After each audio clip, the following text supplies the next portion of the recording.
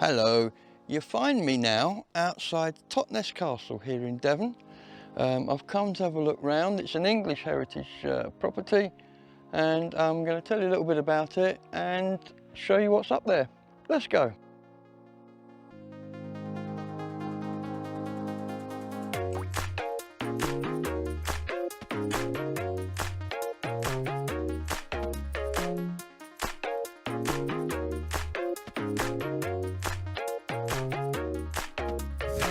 So, Totnes Castle is based on a design called Motte and Bailey. That's the Motte, that thing over there, the hill, and this is the Bailey. I'm stood in the Bailey of the castle now.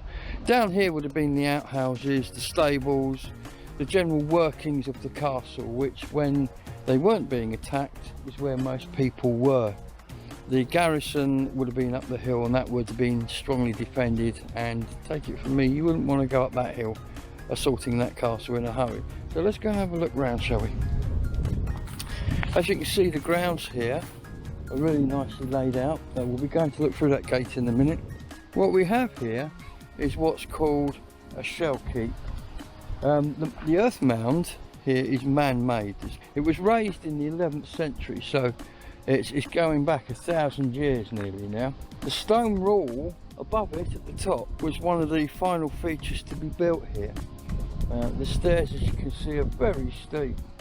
The mound was first crowned with a timber enclosure, which is quite normal for Norman castles. They often built the hill, put a palisade around the top, and the stone came later.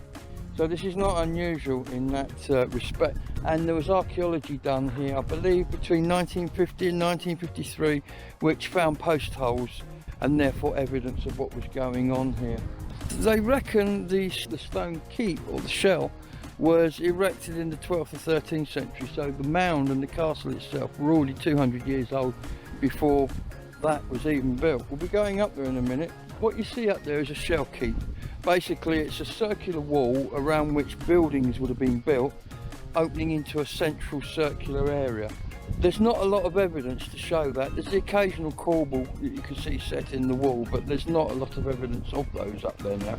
Before we go up there, I'm going to go and have a look at the earthworks, which are over here. So come with me and we'll go and see.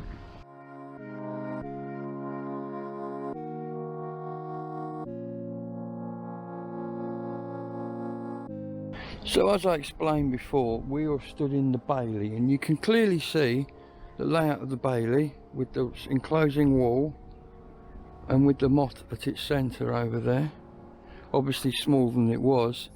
The castle formed part of the town walls of the town as well. There was more room here, so this is where stabling would have been done, probably butchery would have been done. All the functions of a castle would have taken place down here.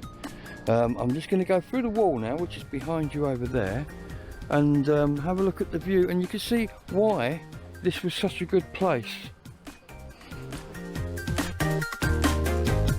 So as you can see behind me here, the earthworks and the view over the town give you some idea of the strategic positioning of this castle. Down there you can see the railway station where I arrived into town. Is at the river level pretty much. It's slightly higher than river level, but the river Dart is beyond it in its valley over there, and we're surrounded by hills.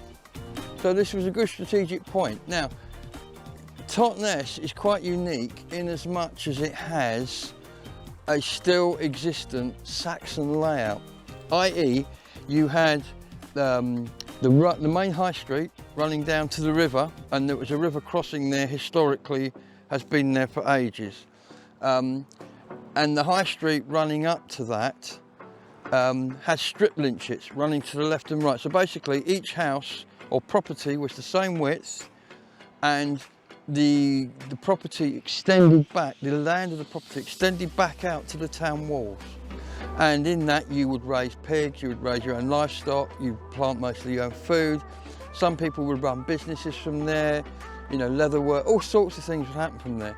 But you could still see in the plan of this town, and I'll put a map up to show it, you can still see that existent in Totnes. So I'm just going to walk around here for a bit. Obviously these walls here to my right would have been taller.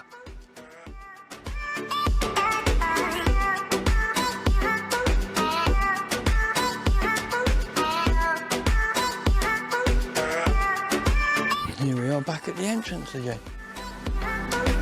Now the walls of the town came off here and went that way, and some of the town walls are still existent. The castle was obviously an integral part of the walls. Let's head back on in and go and look at the motte. Behind me here you can see the steps ascending up to the keep. At the moment I don't know how many there are, but when I get up there I will, I'll tell you.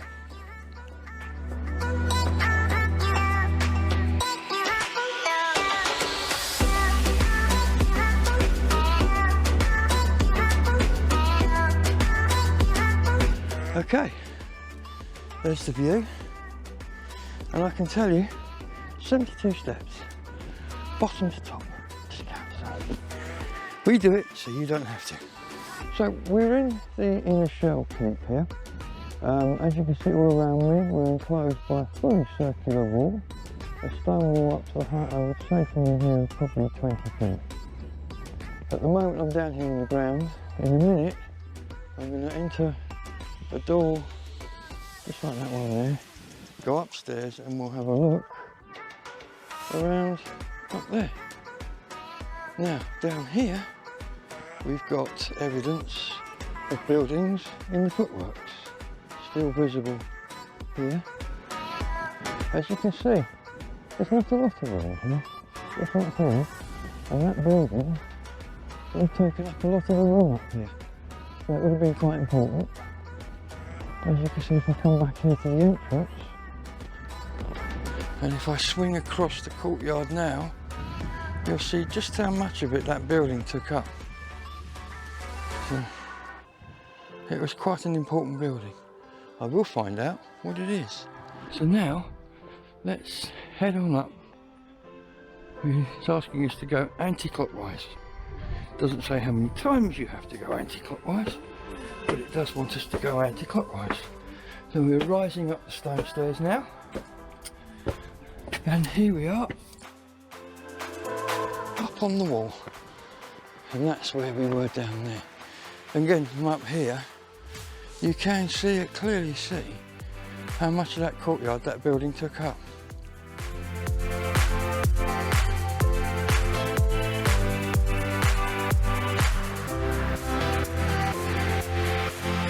So here's the walls all around,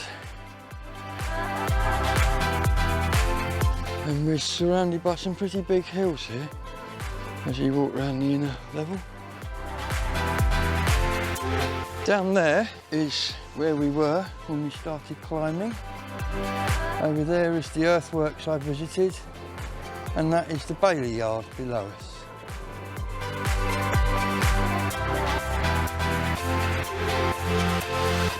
So as we continue around, you're looking out west now towards Dartington, where I used to live. Again, you can get some idea of the scope and position of this castle from up here.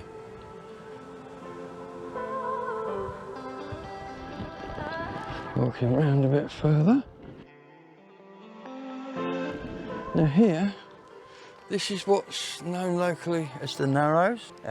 Being close to the castle, it's one of the most historic parts of the town, and you can see the road is actually very narrow down there.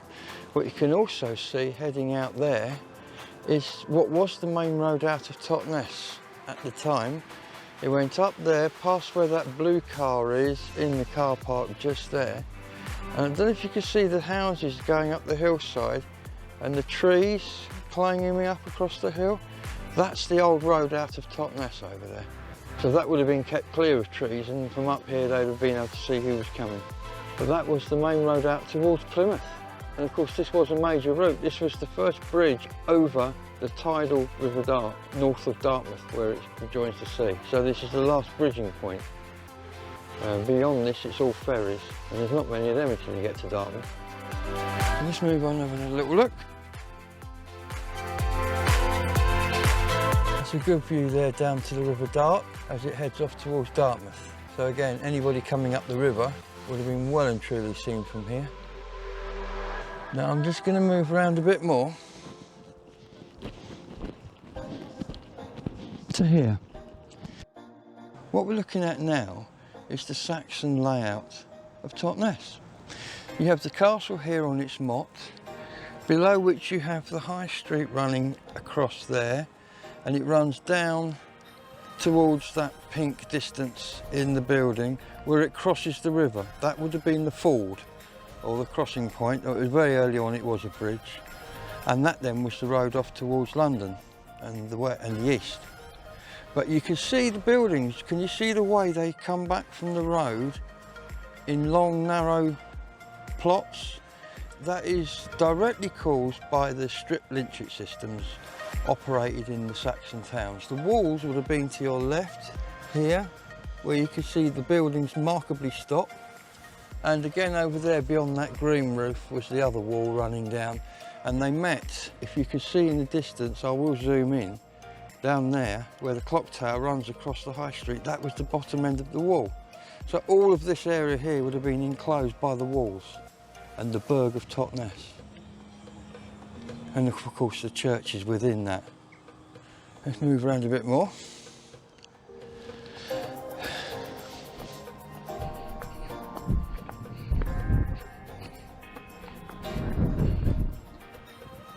That's looking north, so that would be looking through Whipple Pen out towards Newton Abbot, a very important route.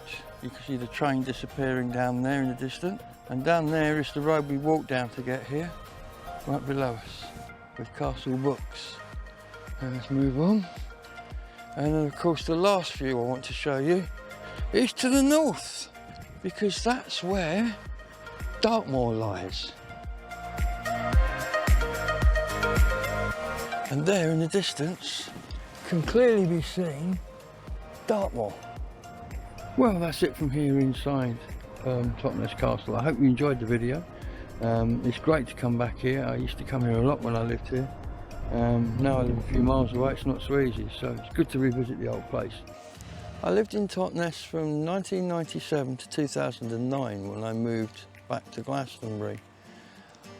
Totnes, I enjoyed living here. It was a great town, and it seems to have survived the pandemic far better than Ormskirk that I visited the other week. The shops are all vibrant.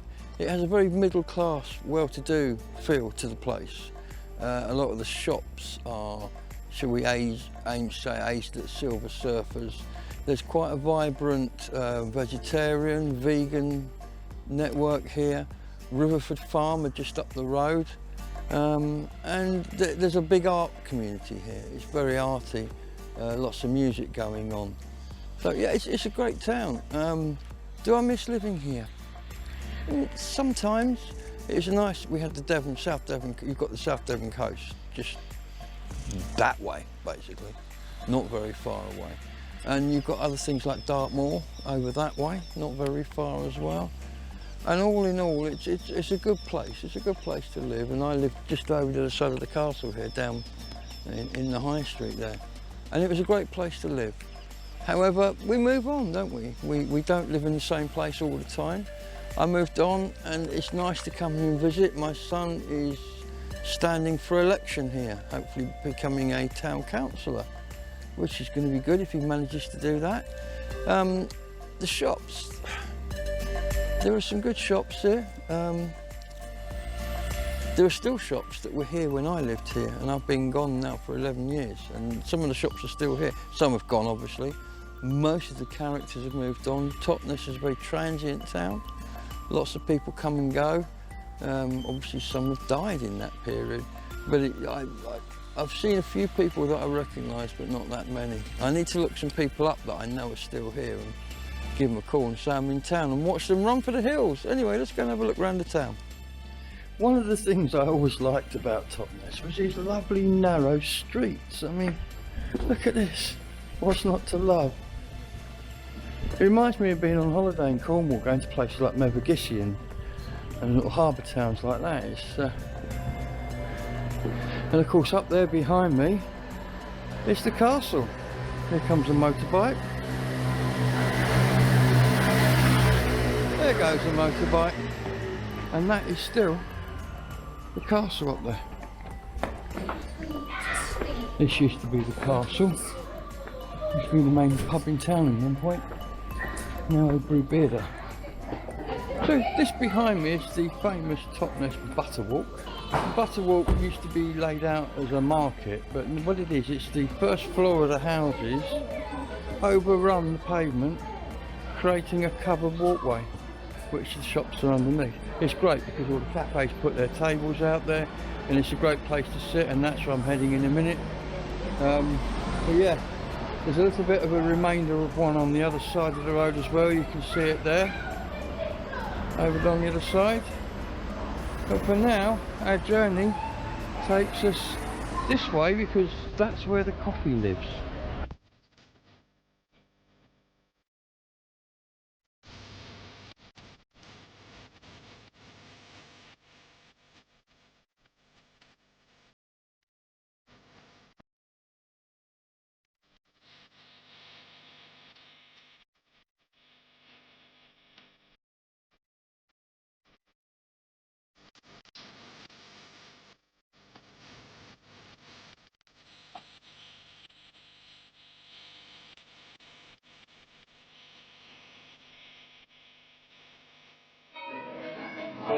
Yo, Totnes, I've got a complaint.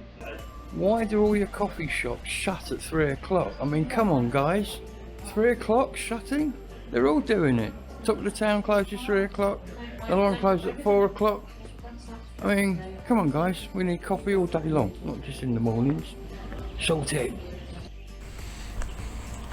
So I've come to the back of the church now to view the ancient guild hall, which is where the Council of Totnes sits to this day. And here it is, the guild hall. Sadly locked and bolted. In my time, used to be able to come and look around in here.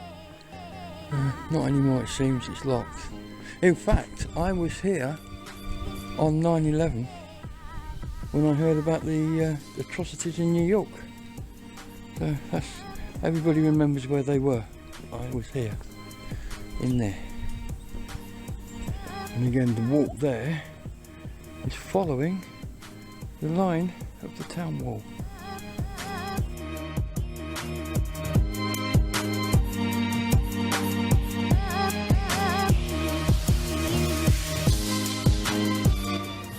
I think the church is open.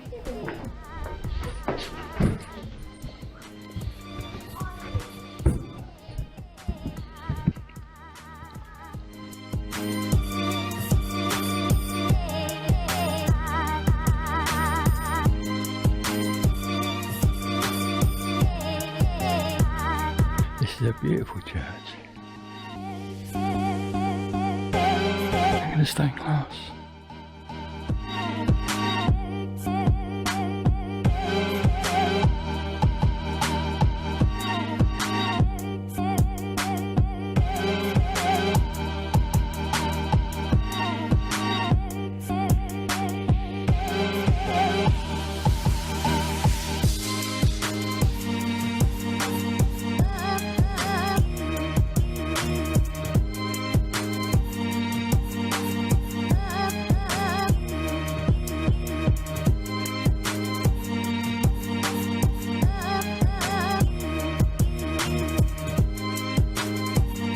And so that was St Mary's Church. Time to move on, I can smell coffee. The building in front of us, as you can clearly see, dates from 1585. Used to house a bank, now houses a coffee shop. What that tells you about a town, I'll leave for you to decide. Gotta say, sitting in here is rather weird. I used to bank in here when it was a bank. Now you can sit and drink coffee. I think it's an improvement over a bank, but there you go. That's just my belief. Strangely, I've not been offered a loan since I've been here either. That's nice. Sadly, the dishwasher's broken. so we're in takeaway cups. But it's still nice to see they've made the effort when I took the lid off and found the art. Nicely done, guys, nicely done.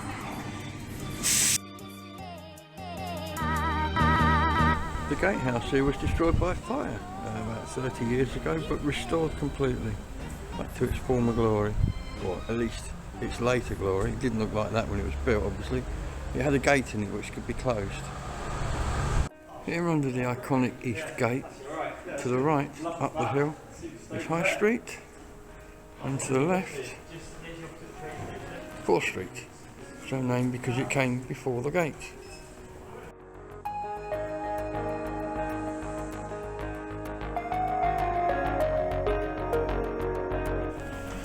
These stairs lead up onto what is the wall, where you can walk round to the Guildhall. This is Totnes Museum, situated in its 16th century gilt townhouse.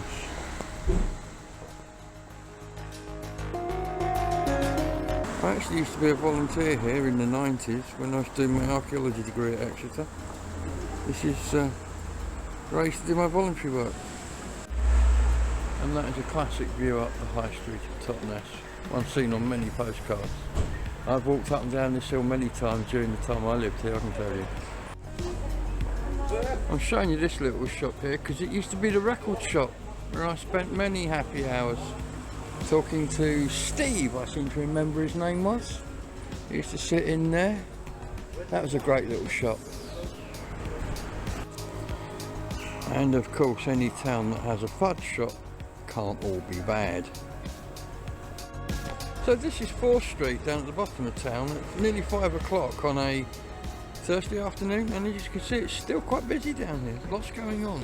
And look, here's one that's still a bank, not a coffee shop. Hooray!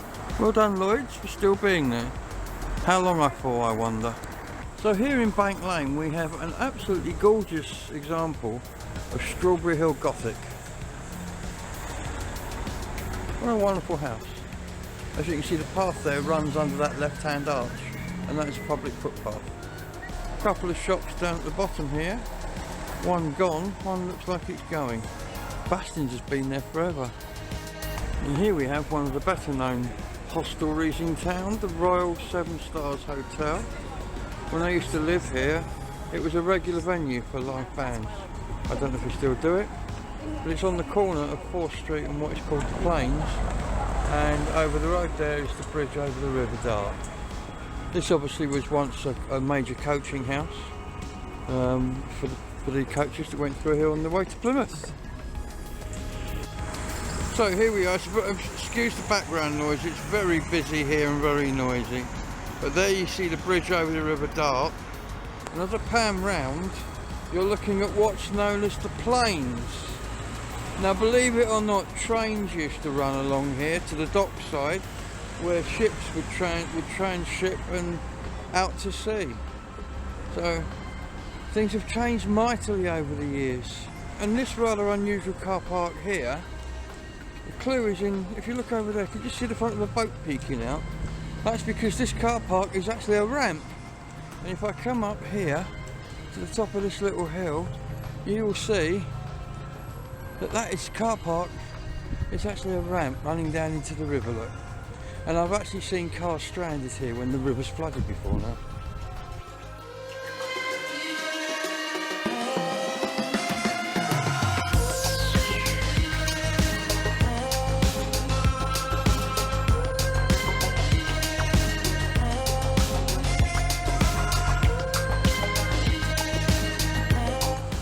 And this is the Queen Victoria Diamond Jubilee Celebration Monument here on the Plains in Totnes, dated 1897, when she'd been on the throne for 50 years. And behind it is the Dartmouth Inn, again another well-known Dartmouth pub. And I don't know if you can see, but through that gap there is another pub, and that's where I'm heading now, the Waterman's, because I believe my son is there. So let's go and see if he is. He's definitely there. As you can see, the pub is right the way over there, but I can still hear his voice carrying from over there, so I know he's there. Let's go and find him. So look at that, I've arrived at the pub. Oh yeah, no. There's the boy. With a Nintendo Switch. And he's bought me a pint, bless him. Yeah. Well, that's it. That's the end of my walk round Totnes. I'm here at the Waterman's Arms where I'm finishing off for the day. And I'm going to head off home. There's a car coming, I'm about to get run over. I'm stood in the road, so I'm going to move backwards. So anyway, yes, that's the end of the film. I hope you enjoyed my walk around. Oh well, who's reversing? I hope you enjoyed my walk around Totnes, the town I used to live in. I've met up with my son at the pub, so the evening's probably going to go sideways sometime soon. For now, I hope you enjoyed this video. If you did, then please subscribe, hit the like button, and hey, don't forget we're on Patreon now, so be good, be safe. See you on the next one. Bye bye.